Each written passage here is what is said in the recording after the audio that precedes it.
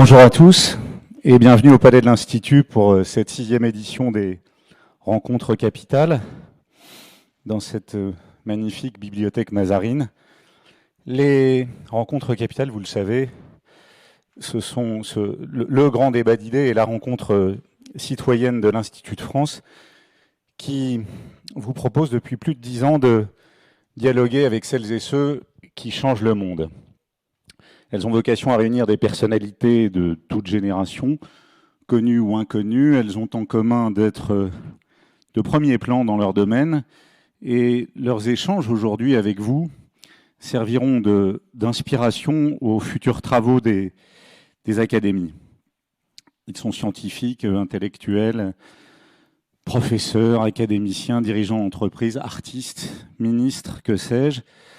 Elles ont en tout cas toute cette volonté de nous aider à décrypter toutes ces mutations profondes de la société et d'un monde qui est en quête de nouveaux repères.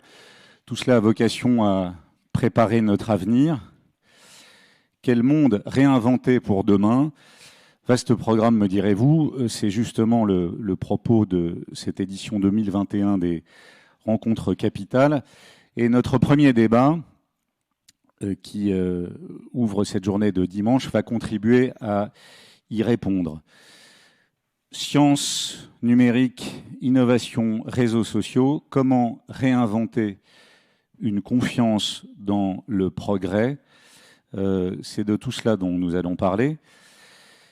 Comme vous le constatez parfois, surtout dans ces lieux, d'un côté, il y a une publication scientifique pour faire avancer la recherche au service du bien commun, qui est réalisé sur la base de protocoles stricts, qui est mis au point par des spécialistes reconnus après des années d'études, de recherche. Et puis de l'autre côté, un tweet ou un message partagé en boucle sur les réseaux sociaux. Et pour certains, ces deux éléments se valent. Comme avec le climato-scepticisme, la crise sanitaire a mis à jour dans nos sociétés d'importantes tensions, d'importantes méfiances, qui, si elles étaient déjà présentes sur certains sujets, évidemment, sur les questions politiques, elles l'étaient, elles se sont aussi déplacées dans le domaine de la science, avec pour corollaire une frontière parfois ténue entre faits et opinions, mais également une méfiance accrue à l'égard de la science, à l'égard de l'innovation, à l'égard du progrès. Ce phénomène s'est évidemment aggravé par l'omniprésence des réseaux sociaux et des chaînes infos au quotidien. Elles font toutes deux parfois le lit des fausses informations.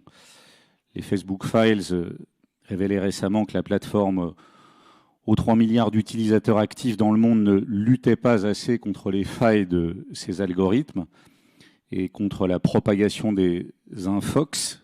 Il faut dire évidemment que toutes ces fake news accumulent 6 à 10 fois plus de clics que le partage des articles issus de sources identifiées et fiables. Ce phénomène s'est-il véritablement accru ou est-il davantage visible? Comment éviter qu'il s'aggrave dans les années à venir? Et comment redonner confiance en la science, dans le progrès, dans l'innovation? Avec nos invités, nous allons débattre de tout cela et sans plus tarder, c'est à moi que revient l'honneur et le privilège de vous les présenter.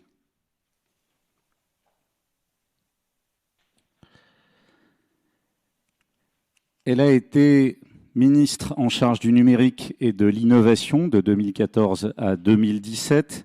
Elle travaille aujourd'hui comme associée au sein du cabinet de conseil en stratégie Roland Berger. Elle intervient auprès de gouvernements et d'entreprises sur les problématiques d'innovation. Elle est également administratrice de l'association Positive Planète et du comité contre l'esclavage moderne. Merci d'accueillir et d'applaudir Axelle Lemaire.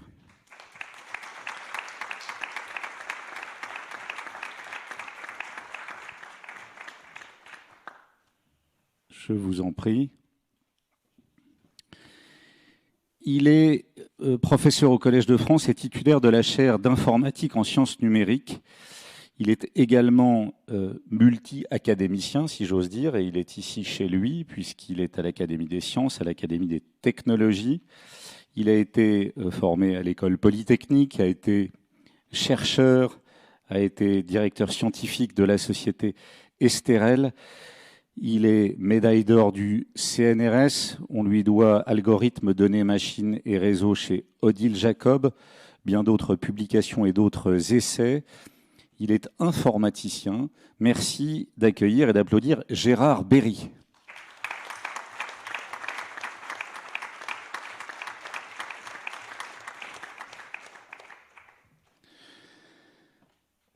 C'est un spécialiste du développement et de l'intelligence chez l'enfant, spécialiste des neurosciences cognitives, directeur du laboratoire de psychologie, de développement et de l'éducation de l'enfant à la Sorbonne. On ne compte plus ses publications. Il est également ici chez lui en tant qu'académicien à l'Académie des technologies, mais pas seulement, également à l'Académie des sciences morales et sciences politiques. On lui doit de multiples publications sur les mots de la psychologie, le raisonnement, l'histoire de la psychologie, le cerveau. Merci d'accueillir et d'applaudir Olivier Houdet, psychologue, et donc membre de l'Académie des sciences morales et politiques.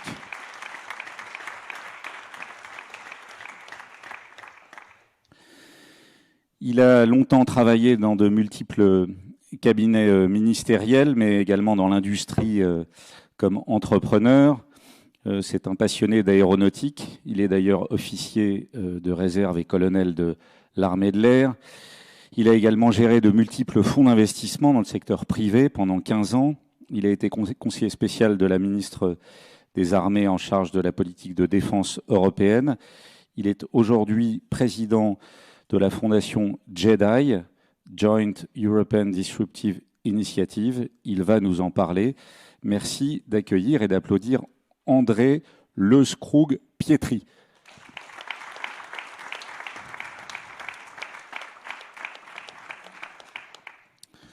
Alors, vous connaissez peut-être déjà le déroulement de ces débats des rencontres capitales. Dans une première phase, pendant à peu près une demi-heure, je vais poser mes propres questions à nos invités qui interviennent sur ce vaste sujet que nous avons à traiter aujourd'hui. La deuxième demi-heure sera consacrée au panel des étudiants qui sont à ma gauche et qui ont grandement contribué à la préparation de ce débat. Et puis la dernière demi-heure, et je ferai en sorte que ce soit véritablement une demi-heure, ce qui n'est pas toujours un exercice facile, eh bien, nos invités répondront à vos questions, toujours sur ce très très très vaste sujet, sciences numériques, innovation, réseaux sociaux, rien que cela. Comment réinventer une confiance dans le progrès? Madame la ministre, cher Axel, même si la galanterie est souvent quelque chose de plus en plus mal perçu, c'est à vous que va revenir l'honneur d'ouvrir ce débat. Vous qui avez défendu au Parlement une loi pour une république numérique qui a été adoptée à l'unanimité, ce qui n'est pas si fréquent. Elle avait d'ailleurs été votée à l'issue d'une grande concertation citoyenne. Qu'observez-vous dans le monde de l'entreprise aujourd'hui, que vous conseillez, sur ces problématiques d'innovation et de numérique auxquelles elles sont confrontées? Peut-on leur faire confiance? Peut-on faire confiance au progrès qu'elles nous proposent? Tout à fait. Bonjour à toutes et tous et merci pour cette invitation afin de débattre dans cette bibliothèque si belle. Elle traverse les temps et on se sent immédiatement plus intelligent quand on y est. Dans la question qui nous est posée, qui est vaste, effectivement, il y a le mot confiance. Et je pense que ce qui manque aujourd'hui principalement pour poursuivre un progrès partagé, c'est cette notion de confiance, parce que les citoyens mettent en cause la décision du fait de son opacité et mettent en cause la décision, qu'elle soit publique ou privée et économique, du fait du soupçon des intérêts poursuivis. Et lorsqu'on parle des entreprises privées, la question qui se pose, c'est est-ce qu'elles poursuivent strictement l'intérêt privé, profitable commercialement, ou est-ce qu'elles poursuivent aussi, et en même temps, l'intérêt général au profit de tous? Cette question, il est important, à mon sens, de la situer dans notre temps, sur une échelle de l'histoire de l'humanité. On se demande comment réinventer le progrès. Il y a eu des moments d'accélération extraordinaire du progrès sur l'échelle du temps, au moment de la Renaissance, au moment des Lumières, de la Révolution industrielle. On pourrait aussi dire des 30 glorieuses. Et le progrès a, à tous ces moments, été soutenu par l'innovation technologique. Alors pourquoi, qu'est-ce qui change la donne aujourd'hui et pourquoi a-t-on le sentiment qu'on peut moins faire confiance au progrès pour apporter un bien-être plus grand à tous? À mon avis, 2 éléments. D'abord, ce progrès, il est aujourd'hui principalement construit par les entreprises privées. On ne le réalise pas assez. Sous l'Empire romain, au Moyen-Âge, à la Renaissance, c'était moins le capital purement et exclusivement privé qui conduisait la recherche et le développement et qui faisait les grandes inventions que, en tout cas, une puissance publique soutenue par les investissements privés. Le rapport est complètement changé aujourd'hui. Quelques chiffres qui sont uniquement des ordres de grandeur pour illustrer cela. La capitalisation financière des GAFA est généralement supérieure à celle du PIB des États. Prenez le premier d'entre eux, qui est aujourd'hui Apple. Apple a une capitalisation financière de 2600 milliards de dollars. Le PIB de la France en 2020, c'était 2300 milliards d'euros. Et quand on regarde les budgets consacrés à la recherche et développement, outre le fait que chez les GAFAM, Google, Amazon, Facebook, Apple, Microsoft, et on peut se concentrer sur ces plus grandes entreprises technologiques qui sont aujourd'hui les plus riches, qui font l'objet d'une valorisation financière la plus forte, mais qui ont aussi dans l'histoire de l'humanité les capacités d'investissement dans la recherche les plus importantes. Bien, je prends par exemple l'exemple d'Amazon, 42 milliards d'investissements dans la R&D sur l'année fiscale 2020. À comparer avec le budget de la recherche publique française, voilà, on voit bien qu'aujourd'hui, celles qui donnent le ton dans la construction du progrès, ce sont les entreprises privées. Et donc, qu'en déduire? Bien, pourquoi pas, mais que les conditions du contrôle démocratique, je crois, on a un problème de son, ça revient, allez-y. Que les conditions du contrôle démocratique de cette conception du progrès ne sont pas au rendez-vous. Lorsque c'était la puissance publique, eh bien, il y avait, quoi qu'on pense du fonctionnement du système, une sanction électorale. Il y avait le fonctionnement démocratique qui permettait de contrôler les décisions prises sur ces sujets. Donc aujourd'hui, pour que le progrès soit durable, pour que le progrès soit inclusif au sens de partager, pour que le progrès soit ouvert et transparent, eh bien, il faut sans doute une impulsion démocratique, citoyenne et également interventionniste de la part de la puissance publique beaucoup plus forte qu'aujourd'hui. Or, aujourd'hui, il y a une timidité par rapport à ces sujets que j'ai rencontrés lorsque j'étais membre du gouvernement qui continue de m'étonner.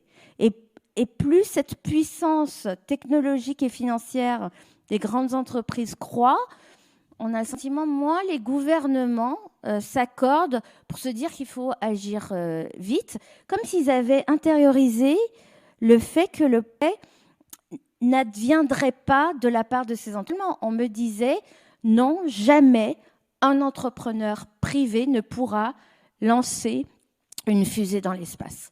Ça n'arrivera jamais. Et quelques années plus tard, bien sûr que c'est arrivé.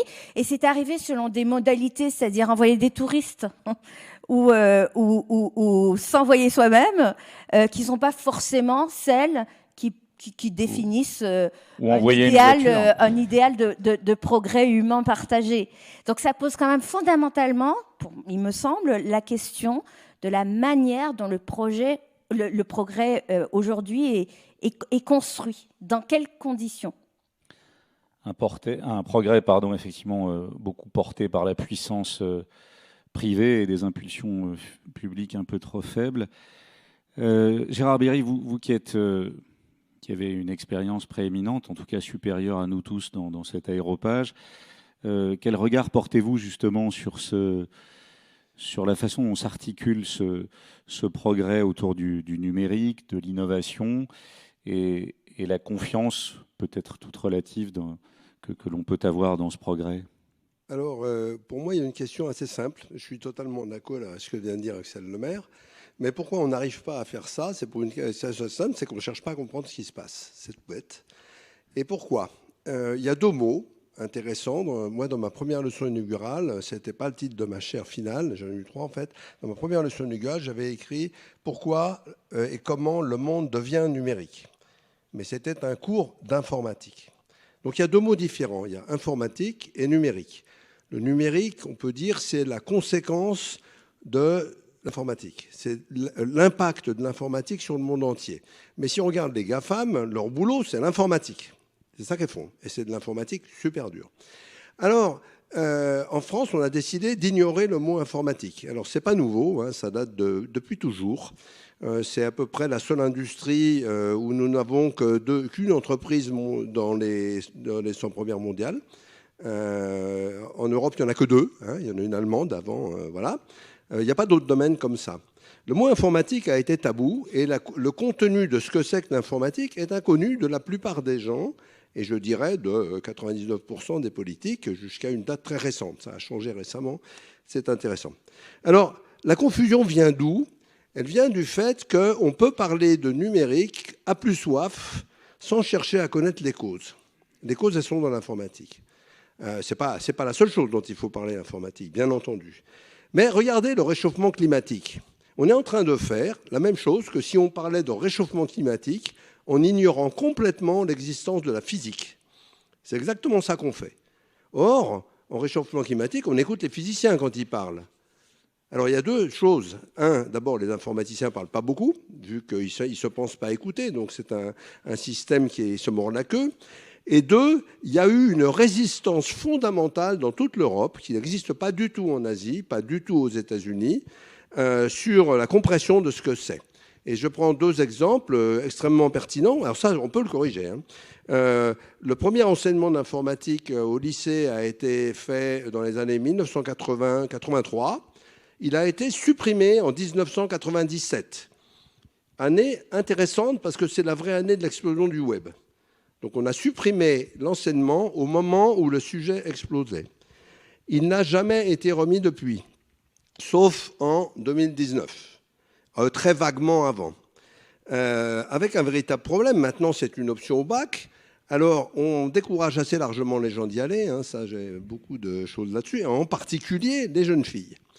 Il faut signaler que ce n'est pas vrai dans le monde. Par exemple, en Algérie ou en Tunisie ou au Maroc, où il y a un enseignement très inspiré d'enseignement français avec des équivalences, les filles sont majoritaires. Donc c'est tout à fait différent. En Iran, les filles sont majoritaires. Et c'est considéré comme le deuxième sujet après la médecine, en Algérie par exemple, qui est un pays où l'enseignement est très développé. Donc l'informatique au lycée a été réintroduite en 2019, suite en particulier à un rapport fait ici de l'Académie des sciences que j'avais coordonné en 2013. Le rapport précédent datait de 1983, vous lisez les deux, c'est les mêmes. Ça, c'est quand même extrêmement étonnant. Pratique. Donc c'est un choix qui a été fait. Et ça veut dire que... Alors ça n'a pas été vrai dans la recherche. La recherche informatique française est de très très haut niveau mondial, mais ça n'a pas eu de grandes conséquences, sauf des conséquences locales. Par exemple, si vous prenez un Airbus, c'est tout fait avec les technos qu'on a développés avec d'autres groupes français et avec une société qui s'appelle Sera Technologies, qui est maintenant leader mondial, donc elle a été rachetée par les Américains. C'est très intéressant. Donc on est extrêmement responsable de cette situation. On cause de quelque chose sans comprendre ce que font les gens qui la construisent. Donc, il faut comprendre les deux. On ne peut pas comprendre le climat si on ne comprend pas le carbone et son cycle. On explique le cycle du carbone. L'informatique, on a choisi de jamais l'expliquer. Quand je discute avec des journalistes, je passe souvent à la radio, ou j'écris des articles de journaux, j'interagis avec des journalistes, la seule chose qu'ils me disent, c'est une phrase invariable, c'est « moi, j'y connais rien ». Ils font pas ça en physique, hein, ils font pas ça en biologie. Hein, donc c'est vraiment quelque chose de très très mauvais. C'est un peu vrai dans toute l'Europe, ça. Pas dans toute l'Europe. La Pologne, par exemple, enseigne l'informatique. L'Angleterre a décidé de le faire en 2010, suite à la venue du PDG de Google qui a dit à Gordon Brown, qui était ministre, qu'elle était en train de juste de prendre un siècle de retard, et pas seulement un siècle, c'est que ça va vite. Hein. C'est pas la première révolution qui va vite. Il y a eu le télégraphe qui a été au moins aussi vite. Il y a eu le train. Donc, faut pas se gargariser trop non plus. Mais voilà, donc on prend des risques énormes. Alors, je pense que la discussion s'enrichit beaucoup si on comprend comment les gens font et pas seulement l'effet de ce qu'ils font. Hein, et donc, moi, c'est à ça que je me consacre. Donc, j'ai écrit un bouquin qui s'appelle L'hyperpuissance de l'informatique pour expliquer pourquoi. L'informatique est devenue la première industrie du monde, personne n'est au courant. Elle irrigue toutes les autres industries. Les gens sont au courant parce qu'ils ne peuvent plus acheter de voitures. Mais avant ça, ils ne le savaient pas. Donc, on a un problème intellectuel et moral qu'on discutait d'un monde sans essayer de le comprendre, ça ne va pas marcher. Donc, la régulation, la grande difficulté, c'est, et vous allez voir, moi j'édite une collection maintenant de livres, et vous allez voir des livres sortir qui parlent de ça. Par exemple, ici, on a pris un système de vote électronique fait à Nancy, qui est le meilleur du monde. Il est prouvé mathématiquement correct dans ce qu'il sait faire. Il y a un résultat mathématique qui dit qu'il est impossible de faire un système de vote, électronique ou pas d'ailleurs, qui est satisfait à tous les critères qu'on veut. Donc, il faut choisir ces critères. C'est super intéressant à enseigner qu'un vote, les gens se disent le vote électronique, il faut, il ne faut pas. Mais il faudrait peut-être, avant de dire faut, il ne faut pas, il faudrait peut-être savoir de quoi il s'agit. Et c'est super intéressant de quoi il s'agit. Donc, voilà. Donc, si on n'enseigne pas l'informatique, si on la met toujours en bas de gamme, on restera dans cet état et on restera à faire la chose qu'il ne faut jamais faire, se plaindre. Merci. Merci Gérard Berry. Alors, on ne se plaindra pas, Olivier Houdet, de tout ce monde numérique, parce qu'il nous apporte quand même des outils incroyables que nous utilisons quotidiennement. Mais quel impact est-ce que ça a sur notre psychologie, sur nos comportements, sur nos cerveaux? Ces outils, on les apprend peu, on les connaît peu. Gérard Berry le disait à l'instant. Tous ces progrès posent évidemment, y compris dans vos domaines, la question de la confiance et les inquiétudes que cela suscite.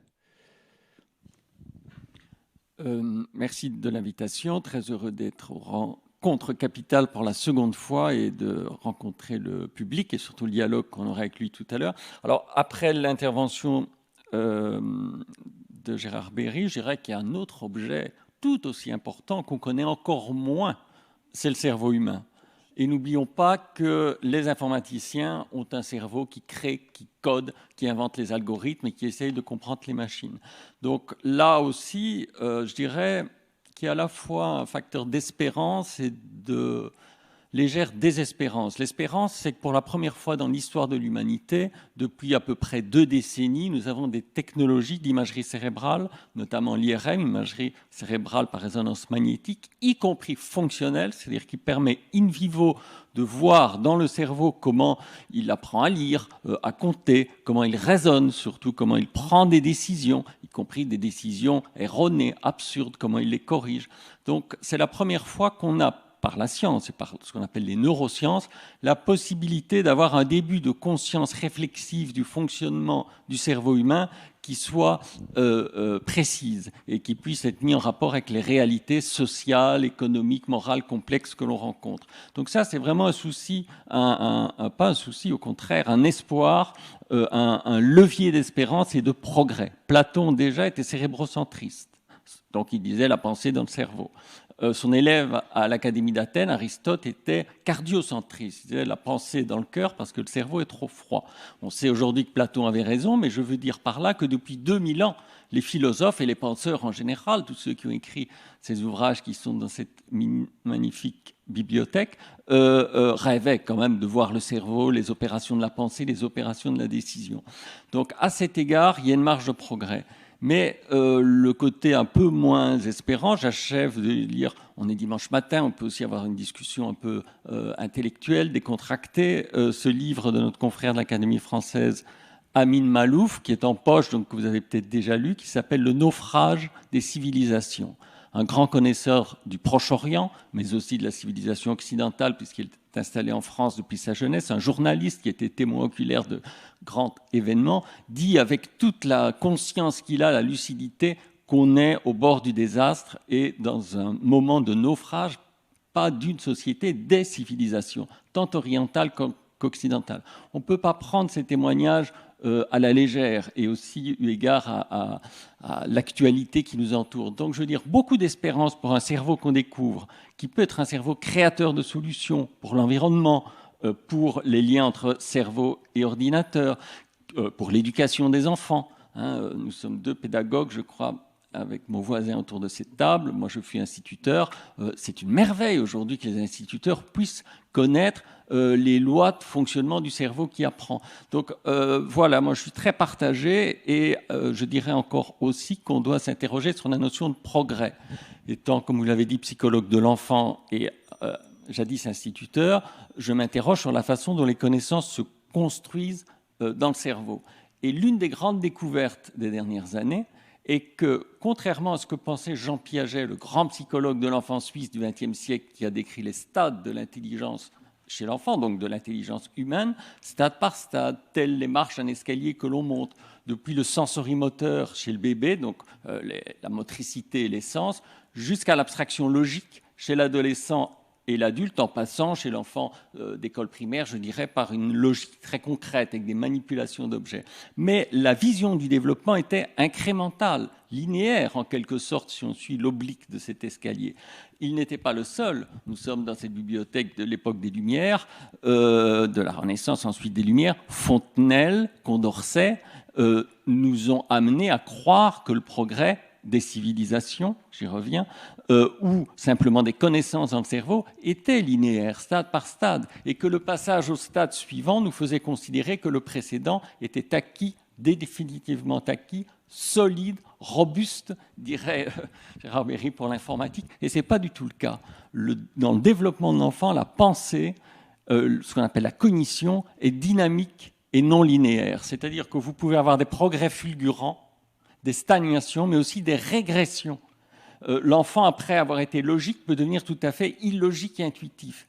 Et dernière découverte de la psychologie contemporaine, qui a valu un prix Nobel d'économie à Daniel Kahneman, et que l'adulte aussi reste à la fois très logique, bien sûr, parce qu'on a quand même appris à raisonner, on a une scolarité, voire on a fait des études supérieures, et en même temps très intuitif, très illogique dans ses jugements.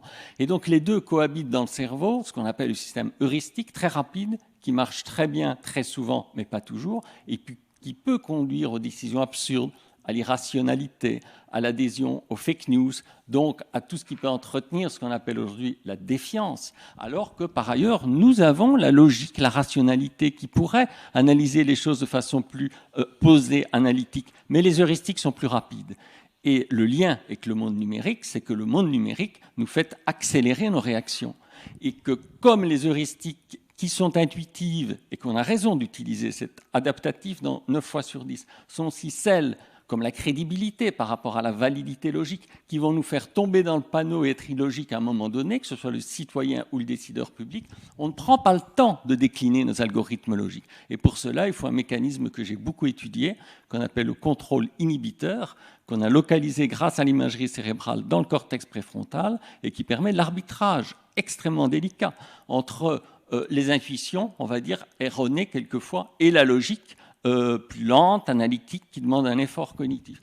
Donc il faut éveiller ce contrôle inhibiteur que l'on connaît mieux grâce à la connaissance du cerveau et qui peut faire espérer que malgré le naufrage des civilisations et malgré ce à quoi on assiste aujourd'hui, une défiance qui sera très difficile à réparer des citoyens à l'égard de la parole publique, mais aussi à l'égard des scientifiques. Il faut comprendre non seulement les mécanismes de cette défiance, ça peut être l'irrationalité galopante que j'évoquais, qui reste dans les cerveaux, y compris adultes, et surtout ceux de sa correction par l'éducation. Je crois que ce contrôle inhibiteur qui nous permet à nous-mêmes d'inhiber nos pensées trop rapides ou de me dire mon voisin a un point de vue différent du mien, j'essaye d'inhiber mon heuristique égocentré pour activer un point de vue plus allocentré, c'est-à-dire les points de vue de l'autre que l'on essaye de coordonner. Donc ce contrôle inhibiteur dont je parle est vrai dans tous les apprentissages scolaires, on l'a montré, lire, écrire, compter, raisonner, où il y a toujours des biais cognitifs à inhiber, mais aussi pour la tolérance, la prise en compte du point de vue d'autrui. Et rien n'est plus difficile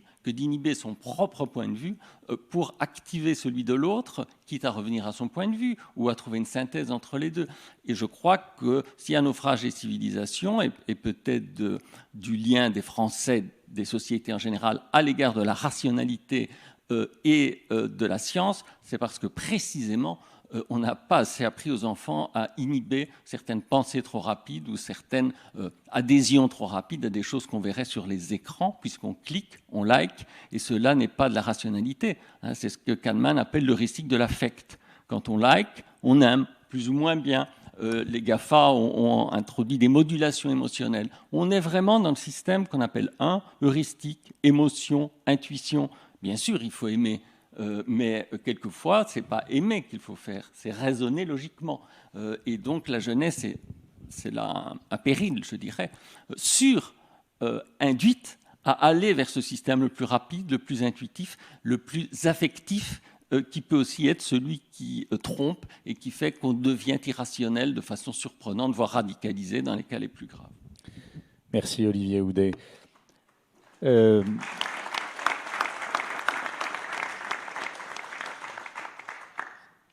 André Lescroc-Pietri, Olivier Houdet évoquait à l'instant ce qui se passe dans nos cerveaux, ces progrès éventuels, non linéaires, de l'enfance à l'âge adulte. Axel Lemaire a parlé de la puissance du privé et de la relative faiblesse des États sur ces questions d'innovation et de progrès. Gérard Berry évoquait notre relative méconnaissance de l'informatique. Vous qui travaillez énormément sur les questions de souveraineté numérique, qui sont aussi, non seulement souveraineté numérique, mais je parle de souveraineté française et européenne, et qui sont éminemment importantes par rapport au contrôle de tous ces mouvements, de toutes ces mutations, de tous ces progrès. Pensez-vous qu'on est fragilisé sur ces questions ? Vous travaillez sur les innovations de rupture qui sont parfois constitutives de progrès absolument fulgurants pour nous tous. Quel degré de confiance est-ce qu'on peut avoir dans toute cette conjoncture dans laquelle nous sommes ? Alors, bonjour à tous, merci de cette invitation. Oui, je travaille sur les sujets de souveraineté, mais en fait, le vrai sujet aujourd'hui, c'est qu'on est dans cette accélération. Et non, probablement la révolution qui est en cours en ce moment, elle est différente des autres. Et comme on est dans une bibliothèque, je vais vous donner juste quelques chiffres qui sont assez fascinants. Là, si on prend en termes de données, alors je vais prendre des puissances, toutes les données accumulées depuis la nuit des temps, depuis que l'homme ou la femme sont hommes et femmes, jusqu'en 2010, c'était 10 puissance 21. Ce chiffre a été multiplié par 10. Donc toutes les données accumulées, les vidéos, les livres de cette bibliothèque, de la bibliothèque du Congrès, de la Grande Bibliothèque de France, partout. Ce chiffre a été multiplié par 10 jusqu'à aujourd'hui. Et sera encore multiplié par 50 d'ici une dizaine d'années. Donc on est dans la fameuse exponentielle. Alors ce mot était très technocratique jusqu'à il y a 18 mois. Je crois que tout le monde a compris ce que c'est une exponentielle avec ce qui se passe. Et donc, en fait, pour prendre la fameuse phrase britannique « lost control », donc nous avons tous ce sentiment de perdre le contrôle de ce qui se passe autour de nous. Alors, est-ce pour les gens plus intelligents que d'autres? Peut-être que c'est il y a quelques années, pour d'autres c'était il y a 10 ans. On est arrivé au bout de nos compétences quasiment cognitives, avec les 300 messages que vous recevez tous les jours, les 10 plateformes que vous consultez, les 3 ou 4 chaînes d'information continues. Et ce bombardement d'informations fait qu'il est de plus en plus difficile de distinguer Donc on est dans l'heuristique complet, de distinguer l'essentiel, ce sur quoi, et de faire des choix. Donc personnellement, et pour rebondir sur ce que disait Gérard, cette capacité d'arbitrer, de faire des choix est devenue aujourd'hui éminemment difficile. Donc très facile de critiquer la politique, mais regardez le monde dans lequel on est. Très facile de critiquer les acteurs économiques, mais très compliqué également. J'ai une admiration sans borne pour justement les écrivains ou les philosophes qui arrivent à nous donner cette vision de long terme, parce que l'autre sujet, pour rebondir sur ce que disait Axel, la confiance ne se crée aussi que si on exprime une vision claire d'où on veut aller. Et aujourd'hui, regardez les débats politiques, on est dans une absence complète de direction. Et je crois que ça ouvre malheureusement la voie à des expériences, à cette espèce de fascination de l'homme ou de la femme forte, du sentiment que les régimes autoritaires semblent avoir un certain avantage. Et donc, l'urgence pour nos sociétés démocratiques, c'est de savoir comment est-ce qu'on remet justement de la confiance, de la vision, la capacité de penser long terme dans un monde qui effectivement est le monde du tweet. Alors je pense qu'il y a dû avoir une dizaine de tweets depuis qu'on a commencé cette session, donc on est en plein dedans. Mais comment est-ce que justement on reprend le temps de la réflexion? Et pourquoi tout ça est essentiel? Parce que la science et la technologie n'a jamais été aussi importante dans nos vies d'aujourd'hui. Vous disiez très bien, Gérard, c'est comme ça aussi que se forment aujourd'hui les opinions politiques sur les réseaux sociaux, et pour une grande partie. La science est devenue capitale, évidemment. Je crois que ce qui s'est passé à nouveau l'année dernière nous l'a bien montré, que ce soit le vaccin ou d'autres. Donc il y a des miracles qui se produisent. Le lien social aujourd'hui, il est permis, mais pas forcément que de manière négative. La communauté scientifique aujourd'hui n'a jamais été aussi connectée et avance aussi rapidement. Avant, il fallait aller. Alors ça avait un petit côté très sympathique, mais il fallait aller à des congrès. Enfin, on le fait toujours et il faudra le faire encore. Mais aujourd'hui, il y a une capacité de travailler en parallèle. C'est presque une architecture de microprocesseurs, ça. Et enfin, dernière chose, même sur les affaires géostratégiques, la technologie est au cœur. Les semi-conducteurs, on en a parlé. La 5G, c'était il y a quelques années. L'espace. Donc aujourd'hui, les conflits d'aujourd'hui sont essentiellement liés à la tech. Et donc, si nous, on n'arrive pas à reprendre l'avantage, je viens sur l'aspect souveraineté, on va avoir de plus en plus un monde qui va être dessiné par d'autres. Il va être décidé par les stratégies d'investissement du patron de TSMC à Taïwan. On a de la chance d'avoir cette société quand même encore dans l'environnement démocratique. On va avoir les plateformes. Peut-être tout à fait d'accord avec Axel, c'est qu'aujourd'hui, l'essentiel des recherches sont faits justement par ces plateformes monopolistiques qui, grâce aux marges absolument phénoménales qu'elles font sur leur business model, peuvent se permettre d'investir sur des sujets où les États n'investissent pas parce que c'est à risque complet. Alors,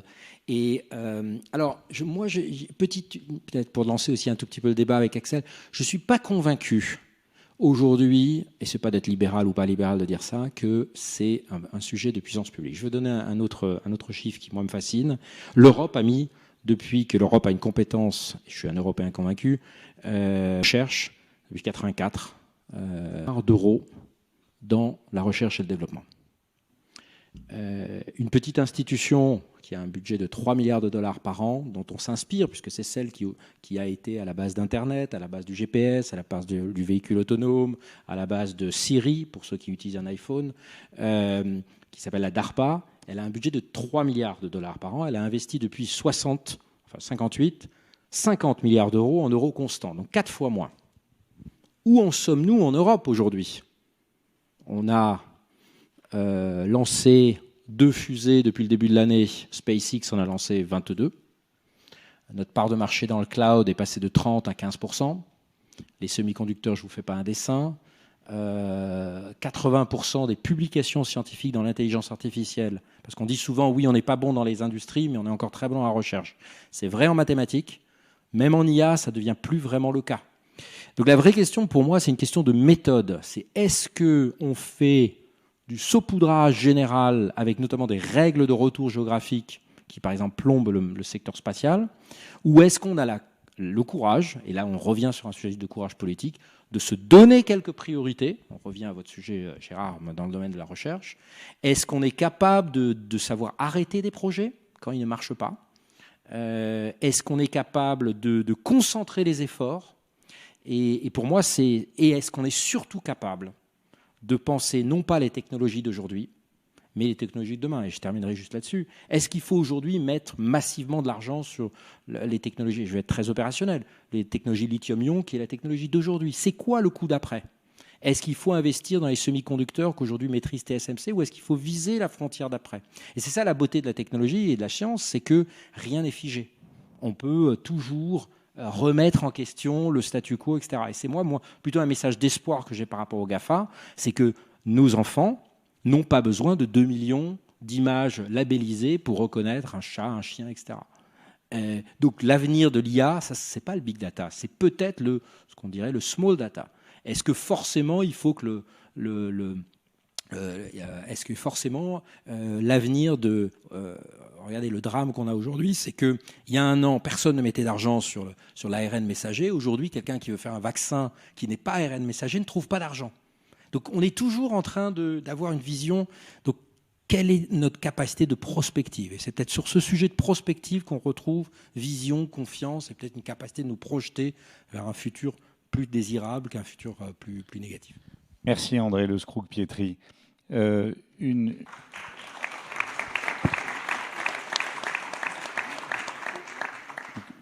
réaction d'Axel Lemaire à votre intervention, et puis après on va passer aux questions de nos camarades étudiants. Axel, je vous en prie. Moi, j'ai délibérément placé le débat sur le terrain du contrôle démocratique, y compris des technologies. Je pense qu'au soupçon et à la défiance, la réponse doit être l'ouverture et la transparence. Et on sait comment faire. L'open science, les sciences ouvertes, par exemple les recherches en matière vaccinale, lorsqu'elles sont partagées entre chercheurs, lorsque ce ne sont pas des brevets propriétaires qui accaparent la propriété des résultats de la recherche. Lorsque les données produites par exemple par l'administration sont également ouvertes, qu'elles sont publiées dans des formats qui peuvent être réutilisables, c'est ce qui permet à Guillaume Rosier de créer l'application Covid Tracker qui permet d'avoir une vision en temps réel du développement de l'épidémie actuelle et donc d'apporter de la transparence et de comprendre sur quelle base factuelle les décisions publiques sont prises. C'est vrai de l'open source également, lorsque les technologies s'appuient sur des briques qui sont ouvertes et donc appropriables par toute la communauté des développeurs, on crée les conditions d'une construction du progrès qui soit ouvert. Le problème aujourd'hui, c'est moins un problème quanti de montant, de ressources investis dans les technologies, c'est le fait, le constat qu'aujourd'hui, le progrès, il est défini par une catégorie minoritaire d'acteurs privés qui recherchent un intérêt commercial à but lucratif et que face à ce constat et à ce déséquilibre, il faut créer des contre-pouvoirs démocratiques qui passent par la puissance publique, mais qui passent aussi par l'ouverture des technologies et par les collectifs citoyens. Frances Haugen, la lanceuse d'alerte de Facebook qui est venue devant le Parlement français il y a quelques jours, le disait. Elle disait aujourd'hui, les algorithmes produits par les grands réseaux qui ont des impacts immédiats dans nos vies, par exemple sur la vie des entreprises, des PME, qui peuvent être déclassées et perdre en quelques minutes un tiers de leur chiffre d'affaires parce qu'elles sont moins bien référencées, eh bien ces algorithmes, ils doivent être auditables, ils doivent être rendus ouverts aux communautés citoyennes. C'est ça l'enjeu.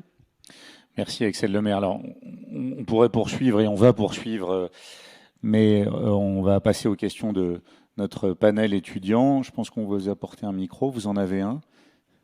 Donc, je vous laisse vous présenter et poser votre question, et puis on va voir quel sera le répondant parmi nos invités.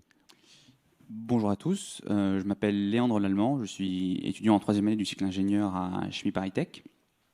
Et ma question porte plutôt sur la vulgarisation et la confiance qu'on peut avoir dans celle-ci, puisque donc, il existe un corpus de connaissances scientifiques sur lesquelles on s'appuie et qu'on articule pour faire en sorte de faire avancer les choses, de créer du progrès.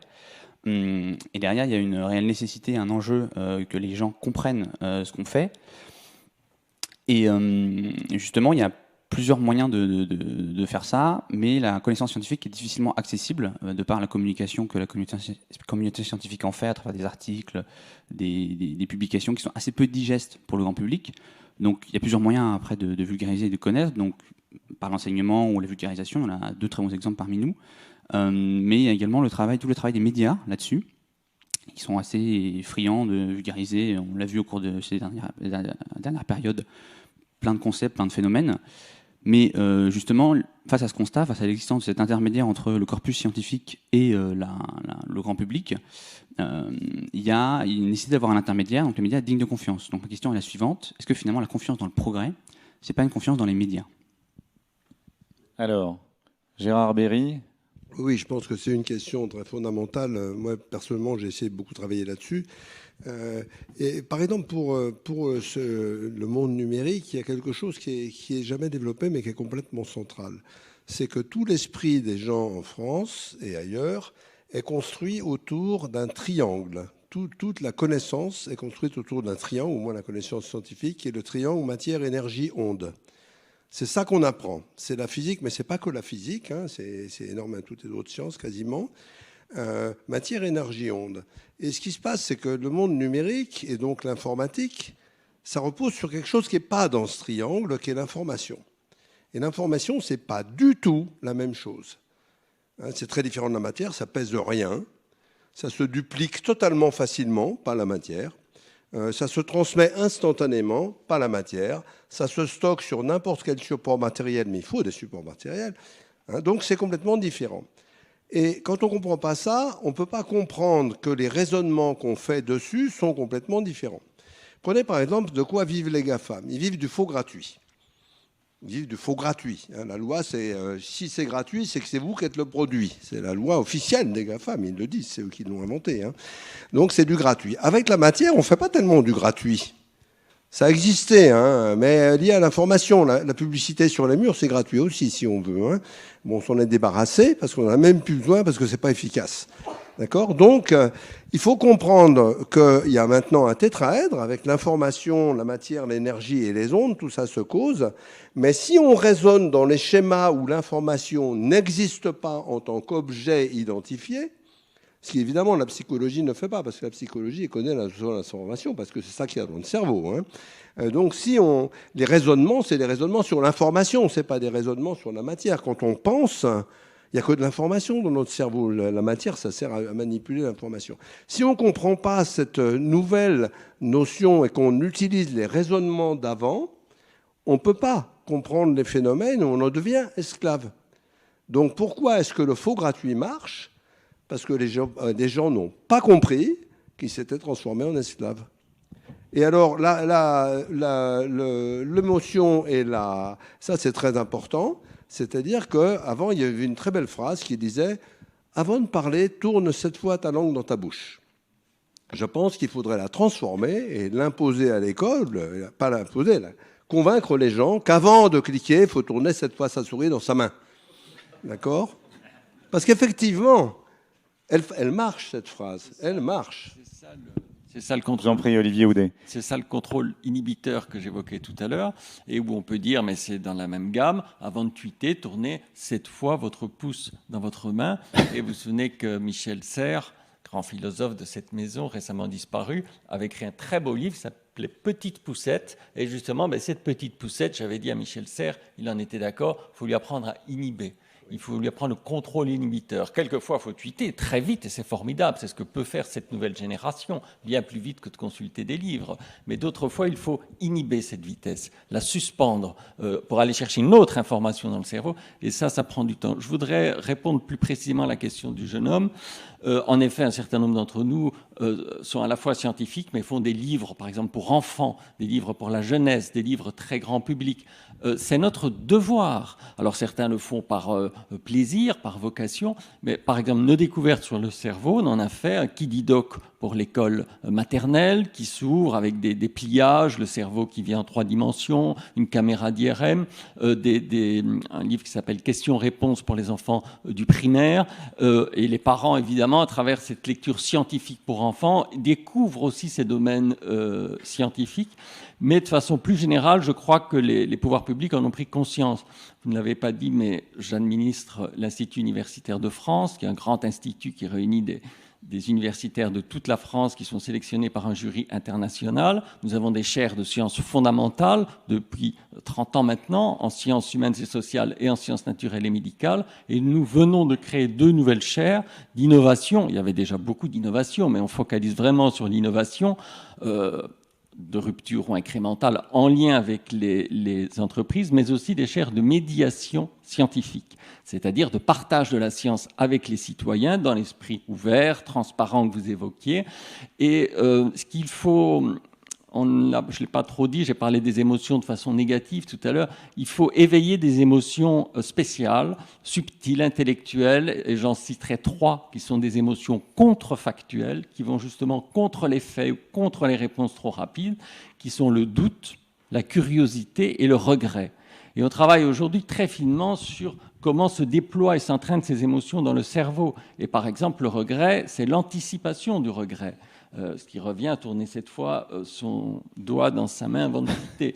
L'anticipation du regret, bien, on en connaît maintenant les circuits neuronaux qui vont du système limbique au cortex préfrontal, qui guident la décision et qui sont des émotions. Alors le doute, c'est très français, c'est cartésien, mais justement, on ne doute plus, ou alors on doute sans fin, sans traduire en décision. La curiosité, c'est de dire à l'enfant, d'accord, tu sais comment il faut faire, mais est-ce que tu es curieux de savoir comment un ou une autre fait pour le même problème, ce qu'on appelle aussi la vicariance, atteindre le même but par des chemins différents. Et le regret est évidemment absolument capital dans nos sociétés. Il faudrait une pédagogie du regret à l'école, parce que la vitesse corrélative du numérique et du monde numérique ne laisse plus beaucoup de place au regret ni à son anticipation. Alors, un petit complément de réponse par André Lescroux-Pietri, après par Axel, et ensuite on passe à la deuxième question. Allez-y. Je suis totalement d'accord avec ce sujet de communication. Nos deux collègues le font d'ailleurs très très bien. Aujourd'hui, les scientifiques sont essentiellement notés et incités par le nombre de publications, les fameux H, le facteur H comme on dit. Il faudrait que si vous êtes d'accord avec cette assertion de tout à l'heure, que la science et la technologie sont au cœur de nos sociétés, eh bien, il faut également que les scientifiques aient un objectif de communication. La nature a horreur du vide. Ceux qui s'en sont emparés de cet outil de communication en tant que scientifiques ou pseudo-scientifiques, eh bien, ils ont pris une place, malheureusement, et ça laisse la voie à tous les charlatans. Suivez mon regard. Donc, il faut absolument que tous les scientifiques vraiment deviennent absolument clés dans la communication. Tous ne le feront pas de la même manière. Parce que sinon, on risque de rentrer dans le populisme de la science. Et ce qui m'inquiète, en fait, c'est qu'il y a toujours eu des doutes sur la science. Le risque aujourd'hui, c'est que le doute utilise les habits de la science ou de la pseudo-science et donc là, on est dans le doute sans fin et on a du mal à arbitrer. Le deuxième chose, c'est qu'il faut aussi que la puissance publique, là, pour le coup, interviennent. Alors, je ne veux pas faire mienne la célèbre phrase de Saint-Just, mais quand même, nos démocraties sont habituées à travailler avec et à gérer des institutions qui sapent la démocratie. À part des moulinets venant de Bruxelles ou de Paris ou de Berlin, je ne vois rien contre Facebook qui aujourd'hui est un outil antidémocratique. Prouvé. Que faisons-nous ?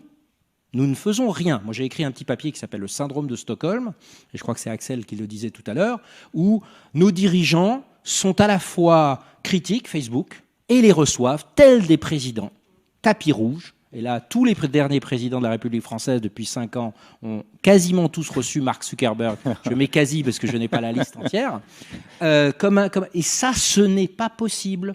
Pour moi, il faut casser cette société et utiliser la science pour créer des algorithmes qui ne sont pas des algorithmes de renforcement, parce qu'aujourd'hui, ça crée des chambres d'écho, où en fait, on a des silos.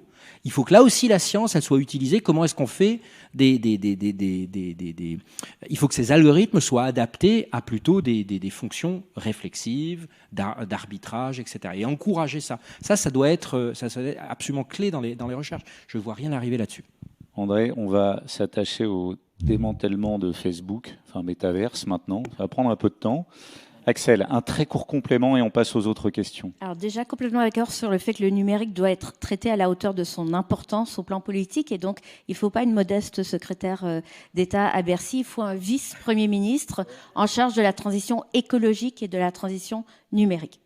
Premier point. Deuxième point, les médias, ce sont des médiateurs. Ils ont un rôle plus important que jamais aujourd'hui, alors même que leur modèle économique est devenu critique et que les journalistes sont sous-payés et travaillent dans des conditions atrocement précaires. Pourquoi ? Parce que la presse écrite publiée se vend moins et qu'ils sont très dépendants de modèles publicitaires qu'ils ne définissent pas. Donc il y a quand même un gros sujet média et pour autant on voit des initiatives autour des podcasts en particulier de vulgarisation de l'accès à la science qui sont extraordinaires et je pense qu'il faut les soutenir ne serait-ce qu'en les écoutant. Et puis donc ne pas considérer que les médias et les réseaux sociaux c'est la même chose, non. Les médias ont un statut de contre-pouvoir, de vulgarisation scientifique, d'accès au savoir qui est très différent et doivent être traités comme tels. Et puis accordons plus d'importance aux médiateurs numériques. Les médiateurs numériques, c'est une profession, mais qui est très mal connue, qui est très mal valorisée là aussi. Et ce sont des gens qui apportent le numérique à tous, c'est-à-dire aussi aux 13 millions de Français qui aujourd'hui sont paumés à l'ère numérique, maîtrisent mal les outils et sont donc exclus de la société en construction. Ce mot médiation, il est essentiel pour construire la confiance. Madame la ministre, est-ce que, vous allez nous le dire, est-ce que vous avez appartenu à un gouvernement qui a également reçu Mark Zuckerberg ? Avouez-le à André. Avouez-le, c'est un aveu. Ben, en fait, alors... Moi, non. Ah, voilà. Déjà. Et très clairement, c'était pas la doctrine dominante. Hein. Non, je parce pense que votre président l'avait quand même reçu. Est-ce que... Alors, très bonne question. Et les réseaux sociaux nous répondront tout de suite. Est-ce que François Hollande a reçu Mark Zuckerberg ? La réalité, c'est est-ce qu'on peut ne pas le recevoir hein, quand on voit ce qu'il pèse et pour autant, est-ce qu'il faut être timide dans la réponse ? Moi, je ne le pense pas. Et je crois que je ne peux pas être mise en défaut de ce point de vue. Non, mais ce n'était pas mon propos. Alors, deuxième question très courte, et je vais demander à vos répondants, sans altérer la qualité de leurs réponses, d'être plus concis, et peut-être même moins nombreux pour qu'on fasse plus de questions. Hein, on va y arriver. Allez-y, je vous en prie. Très courte question, très courte réponse. Très bien. Bonjour à tous. Merci beaucoup pour vos interventions. Donc moi, je m'appelle Jean-Baptiste Boissou. Je suis ingénieur chimiste de l'ESPCI et des Mines de Paris. Et ma question, alors, elle tourne autour d'un sujet qui a été déjà évoqué. Vous avez parlé de H-Index, vous avez parlé de sciences ouvertes, et elle concerne le modèle de transmission des résultats scientifiques, donc publication, revue par les pairs, symposium, poster, etc., qui est souvent décrit comme quelque chose d'hermétique, quelque chose de compliqué à comprendre, et donc pas forcément compatible avec la construction de la confiance dans le progrès dont on parle depuis le début. Donc ma question est la suivante, est-ce que ce modèle est compatible justement avec ce progrès et cette confiance ? Et sinon, évidemment, quelles seraient les pistes d'amélioration pour vous ? Est-ce qu'il faudrait changer pour y arriver ? Alors, une seule et unique réponse d'un seul répondant, vous m'en voudrez pas. Gérard Berry, allez-y. Je vais répondre. Il est normal que les publications scientifiques soient illisibles par des non-scientifiques. C'est vrai dans tous les domaines. Si vous regardez un plan de moteur électrique, vous allez avoir du mal à comprendre ce que c'est. C'est assez normal.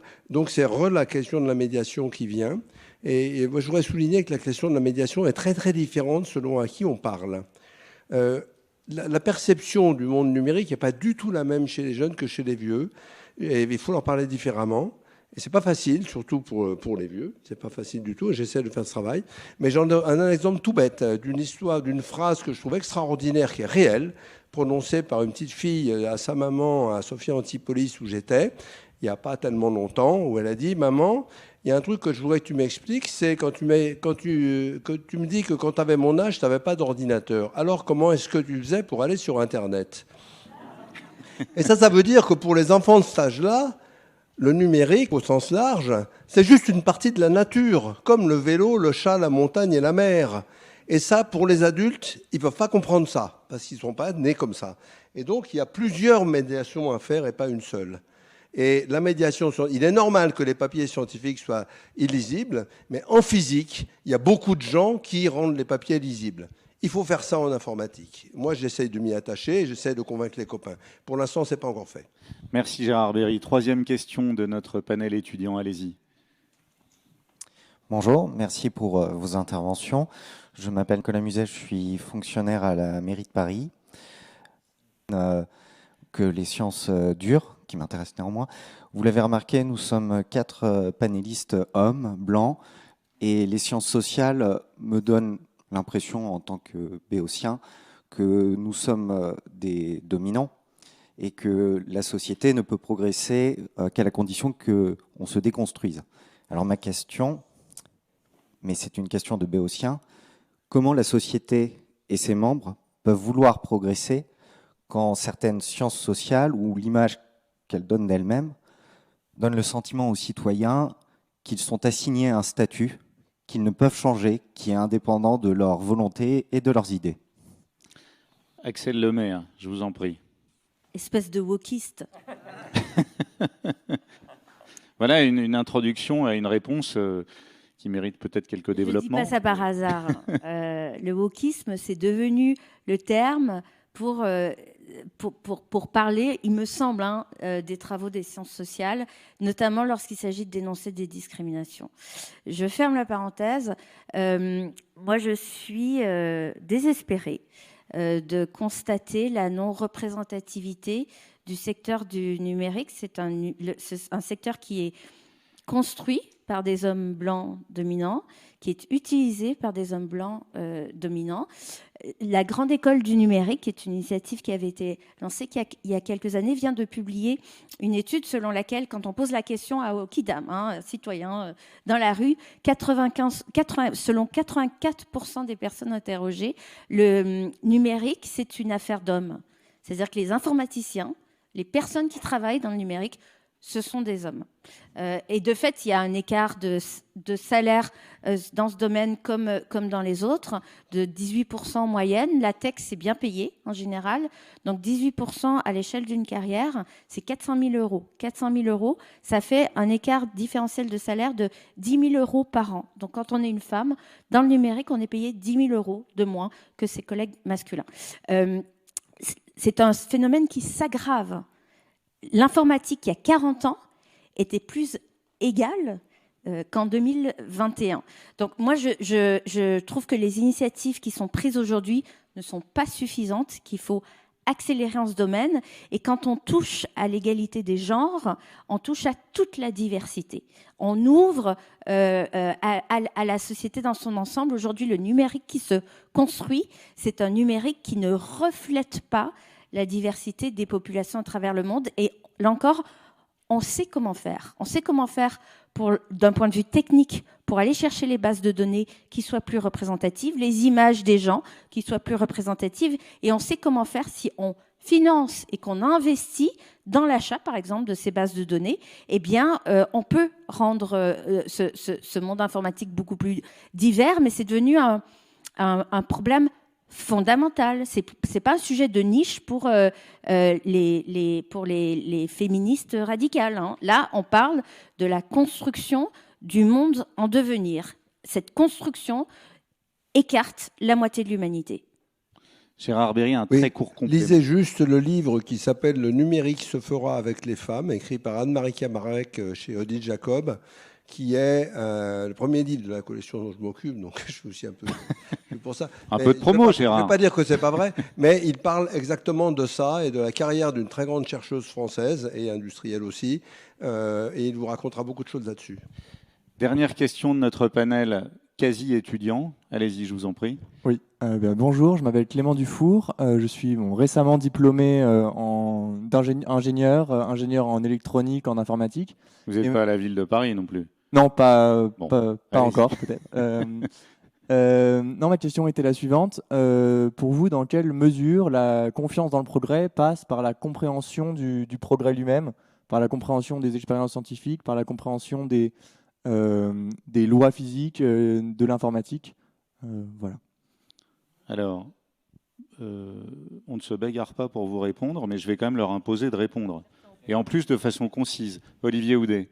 C'est un peu une définition que je voudrais donner, mais enfin le principe de la confiance, c'est qu'on ne doit pas tout comprendre et qu'on fait confiance à quelqu'un pour une partie de connaissances qu'on ne maîtrise pas totalement soi, mais dont l'autre est compétent, spécialiste. Parce que si on va dans une société où tout le monde doit tout comprendre, avec le nombre de données exponentielles évoquées tout à l'heure, on va droit dans le mur, c'est un mauvais modèle.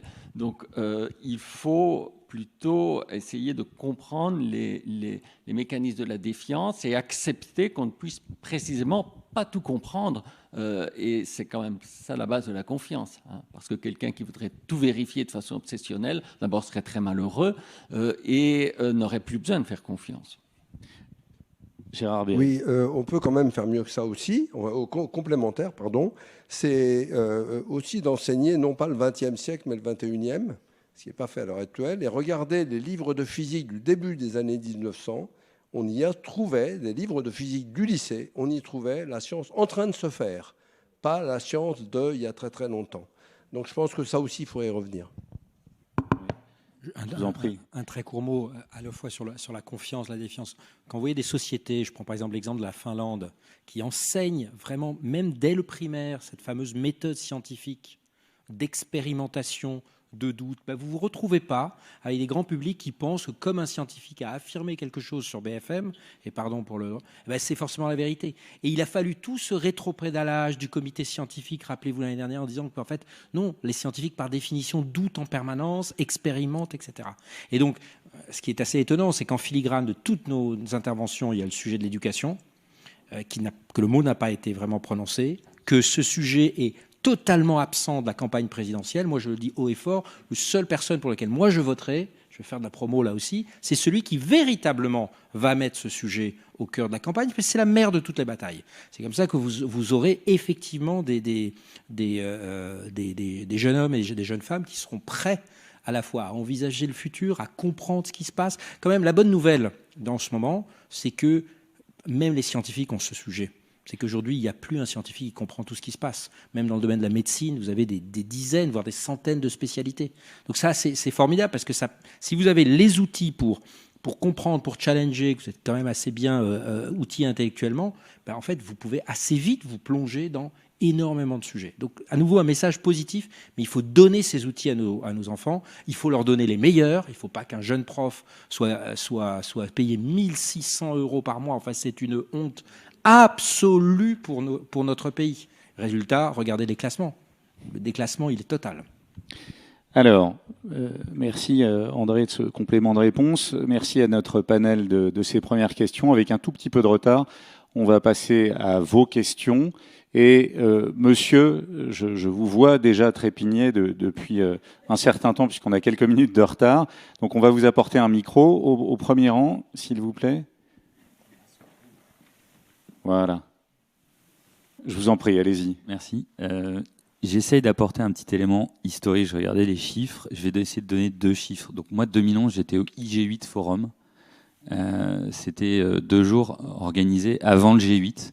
Donc c'était Nicolas Sarkozy qui avait fait venir des patrons de la tech. Donc il y avait Mark Zuckerberg qui avait été invité par Maurice Lévy. Voilà.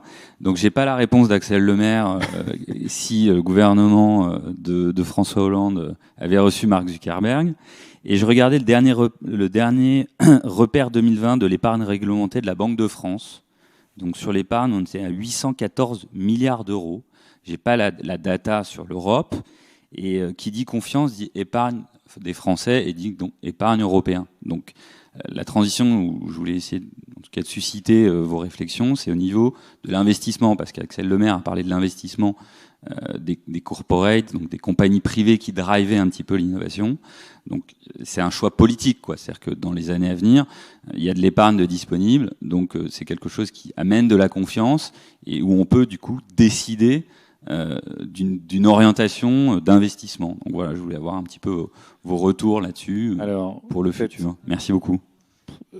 Premiers éléments, Axel, et puis peut-être André, vous apporterez un complément sur ces sujets. Allez-y, je vous en prie. On ne s'est pas consulté, mais pendant le premier confinement, j'avais écrit une tribune sur le fait que, vu la hauteur de financement des plans de relance au niveau européen qui était considéré, Il fallait faire autrement. Et faire autrement, ça voulait dire essayer de réorienter une partie de l'épargne individuelle vers des choix par les citoyens des domaines d'investissement. Et moi, je suis persuadée que l'intelligence collective, la sagesse collective permet d'orienter vers des investissements de plus long terme, de manière plus durable, alors peut-être avec des profits de court et moyen terme moins élevés, mais qu'il faut aujourd'hui, y compris dans les outils de financement, au niveau des politiques d'orientation de l'épargne, ouvrir à cette intelligence collective. Alors, je m'appuie pour dire ça sur l'exemple de la loi pour une république numérique. Vous me direz, ça n'a rien à voir. C'était un exercice de co-construction d'un texte émanant du pouvoir exécutif sur le sujet du numérique, avec une plateforme ouverte à toutes les contributions des citoyens. Il n'empêche que ce n'est pas un hasard si ça a été adopté à l'unanimité et par l'Assemblée nationale et par le Sénat. C'est parce qu'en fait, le fait d'ouvrir le texte dès l'amont, de le laisser commenter, de le laisser amender avec l'ajout de nouveaux articles directement par des citoyens, ça a apporté non seulement une garantie de la qualité du débat démocratique, ça a enrichi tous les éléments mis au débat, y compris pour les parlementaires, plus tard dans le débat parlementaire, mais ça a aussi permis la confiance. En fait, ça a créé les garanties d'un débat de confiance. Et je pense que dans toutes les politiques publiques, que ce soit au niveau national ou européen, aujourd'hui, il faut se poser cette question de comment on ouvre en transparence l'accès des décisions aux citoyens, et c'est particulièrement vrai sur l'épargne individuelle. André ? Moi, je crois qu'il y a une opportunité pour la France et pour l'Europe, dans un monde, et je vais caricaturer, où on voit de plus en plus de la technologie et la science utilisée à des fins presque politiques, parfois dans certains grands pays d'Asie, et un côté science sans conscience qu'on voit, et là aussi je caricature parce que tout n'est pas comme ça, dans la Silicon Valley.